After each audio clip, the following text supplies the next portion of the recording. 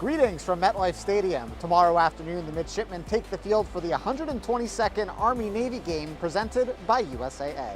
Hello from TD ECU Stadium in Houston. Navy is going through walkthroughs today ahead of its showdown Saturday against the Cougars. 32 straight wins over Army, 7-time Coach of the Year. What's been the keys to success? This is a very complex story and one we're still learning a lot about. NBC Bay Area released the story Monday afternoon detailing the incident regarding Washington and a 2016 video of a girl being sexually assaulted. A former Husker tries to impress at the NFL Combine, plus Millard North goes for its first ever girls state basketball title. Section 112 is normally the student section for the state basketball tournament. Today, empty in all directions. When they saw that forecast on Tuesday night, they thought, please, no more snow.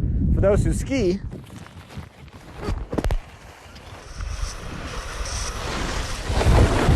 it's a wintry paradise. With the NCAA tournament on CBS, we thought we'd have a little fun with this year's bracket. Joining me is the beast of bracketology here in the Omaha area, Congressman Don Bacon. Of the 16 teams in the Pacific Coast League, 7 currently share stadiums with the soccer program. The Storm Chasers will be the 8th.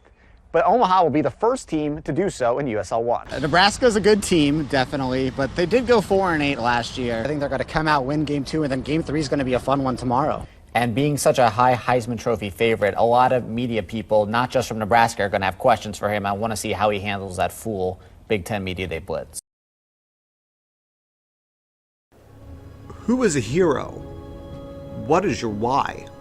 For John Kelly III, everything comes back to a fateful day 20 years ago. And that we have to try in every way possible to prevent that from ever happening again, and never forgetting these great men and women that died that day. John Kelly is a firefighter's son. His dad, John Kelly Jr., a New York City fireman with Engine 201 in Brooklyn. My dad being a firefighter is like I had my own hero in my own house. It's kind of awesome. On September 11th, Kelly's dad was one of the many heroic firefighters at Ground Zero. 4 men from Engine 201 lost their lives that day. I can tell that he's so affected by it just by looking at him, even though he is stone cold. Though no family members died, the Kellys deal with the loss of friends and loved ones. Living in Staten Island, the aftermath of September 11th can be seen everywhere. It's almost like every corner you turn on Staten Island, someone in some way, if you point to a house, that person can tell you a story about someone they knew. And it hits so hard at home that you can tell once 9/11 comes around every year, like the community kind of binds together. And growing up, Kelly wanted to find a way to give back to those who paid the ultimate sacrifice.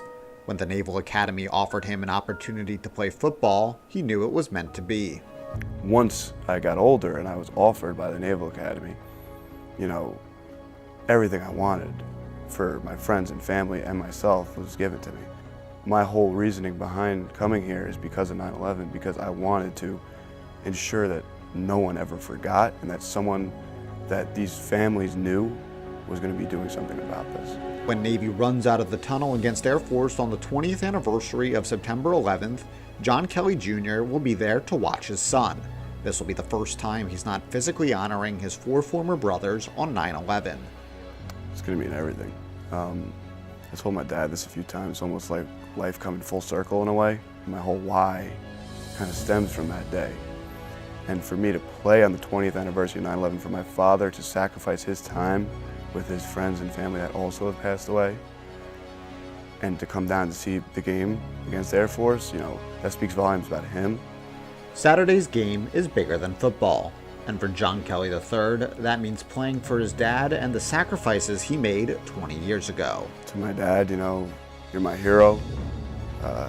My entire life I've looked up to him. And he's my everything. He's the leader like I aspire to be one day for my family and friends. For Navy Sports, I'm Phil Bergman.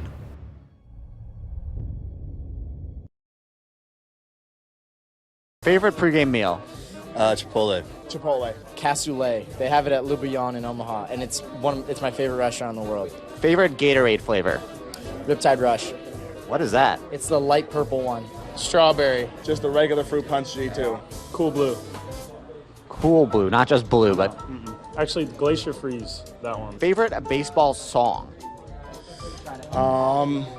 The one that says put me in, coach. I'm ready to play. Today? Yeah. What is your favorite baseball movie of all time? Bull Durham, Summer Catch. Bull Durham. Sandlot. Sandlot. Gotta go with Sandlot. What about The Rookie? Great movie. Great movie. Not Sandlot. Not Sandlot. No. Or Field of Dreams. Oh, a classic. Yeah. That ending just gets Oh to my you. gosh. If you build it, he will come. Favorite nickname involving the word Omaha you've heard? Omaha. Bromaha, and I also saw a shirt yesterday that had Bo Jackson on it. Said Bomaha. That was a good one. Are you an eye black guy? I am. Go to eye black design. Straight, normal, right across. Nothing crazy. Oh no, you gotta do the triangles. That's SEC, man. If you could go to a concert of anybody out there, who would it be? Cher. Cher. You don't know who she is, do you? I'm a little young for her, I think. Yeah, well, it means I'm a little old for you. Favorite song to sing in the shower? Oh, baby, you. You got what I need. There you go. Roar, Katy Perry. We gotta hear some. That's for the shower only. Sorry about that. Sorry, guys. Next time. Hey Isaiah. Hey Julian. Hey Joe. And thank you so much for joining me. This was. Fill in the blanks. Fill in the blanks. Fill in the blank.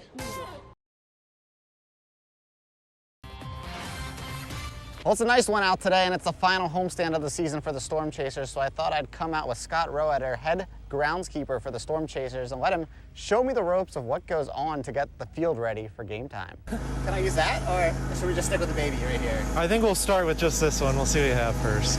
Okay. Oh, lap 4, here we go.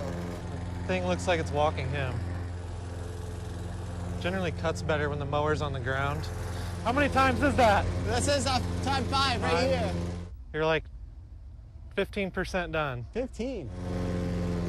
That might be the worst mower of all time, I'm thinking. I think we have a new pattern in our grass. That's an original right there. Hey, a lot better than mowing. Straighter. Oh, this third base coach is gonna have the best line in minor league baseball. Look at that, my first ever batter's line. How many hours do you have to put into the field before each game? It's a nice, I'm not good at math, 12, 14-hour day? Every day, basically when they're home, 14 hours? That's, yeah, about right. Have you watered a infield before? I have not watered an infield before. What's the trick? Wow, look at that dial turning. Will be lighter in the middle. I think I'm getting more wet than the fielders at times. That happens. Who's Nashville's best player? Because we'll make sure to get the field nice and bad for them. That's a good idea. I gotta look that up. I got a little wet. Just a little wet, I think.